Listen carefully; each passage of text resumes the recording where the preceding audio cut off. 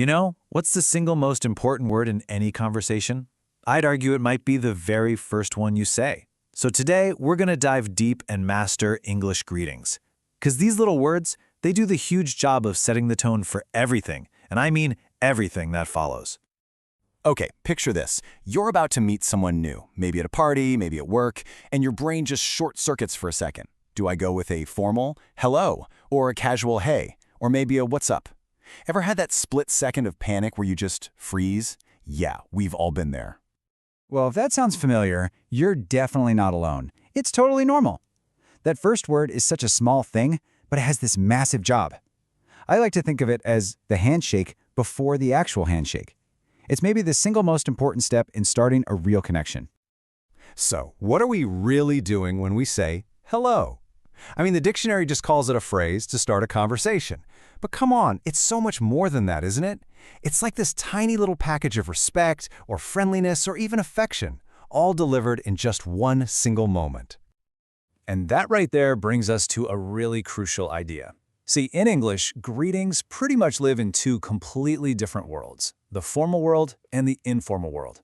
And honestly, the absolute key to getting it right every single time is just knowing which world you've stepped into. And trust me, the divide is pretty crystal clear. On one side, you've got your formal greetings, the ones for job interviews or big professional meetings. These are the phrases that signal respect, like good morning or it's a pleasure to meet you. But then on the other side, you've got the relaxed, everyday stuff for friends and family. It's the difference between how do you do and what's up.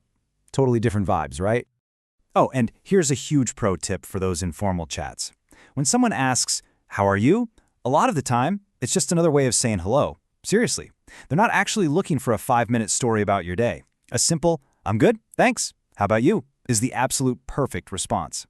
But wait, thinking about formal versus informal is only half the story. The right greeting also totally depends on where you are in the English-speaking world. So you know what? Let's take a quick world tour. Buckle up. Okay, first stop, the United Kingdom. Just imagine you're walking down a street in London and someone comes up to you and says this. Now, I know what you're thinking. That sounds like they're genuinely worried about you, right? But nope, "You all right" is just a classic, super friendly British way of saying, "How are you?" And the perfect casual reply? Just a simple, "Yeah, you?" That's it. Easy. All right, ready to hop over to the other side of the planet? Let's do it.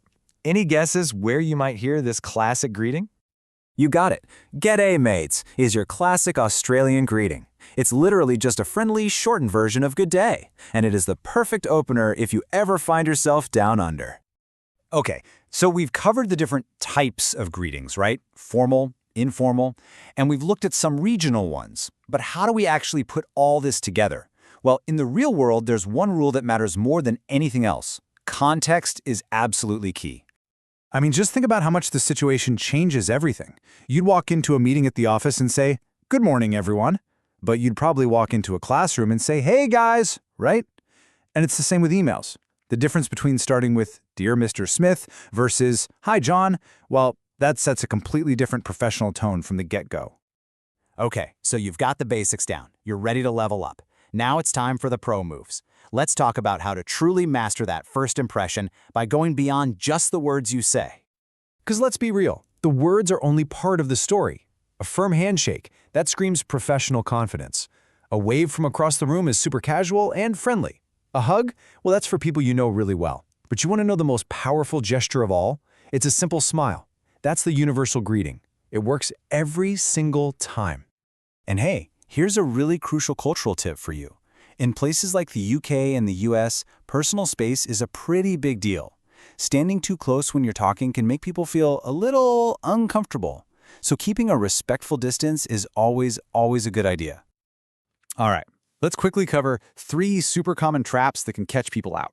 You're going to want to avoid these. First up, good night is only for saying goodbye. Never ever use it as a greeting. Second, if someone hits you with the very formal, "How do you do?" don't say "Fine, thanks." The correct formal reply is to just repeat it right back. "How do you do?" And finally, hey, save that for your friends. Unless you know for sure your boss or teacher is super casual, stick with something a bit more formal. So, after all of that, what's the big takeaway here? Well, I'd say you've basically just unlocked a new communication superpower. Seriously. And if you remember only one thing from our whole chat today, please make it this. Match the energy and the tone of the person greeting you. If they're formal, you're formal. If they're super casual, you can be too. It is, without a doubt, the fastest way to build an instant connection. Because ultimately, that's what this all comes down to, right? Greetings aren't just a bunch of words. They're the actual bridge you build to another person. And when you really get the hang of them, you just come across as more natural, more polite, and way more confident. So yeah, your greeting is your bridge. The next time you walk into a room, or answer the phone, or meet someone new, I want you to think about that. What kind of bridge are you going to build today, and who will you connect with?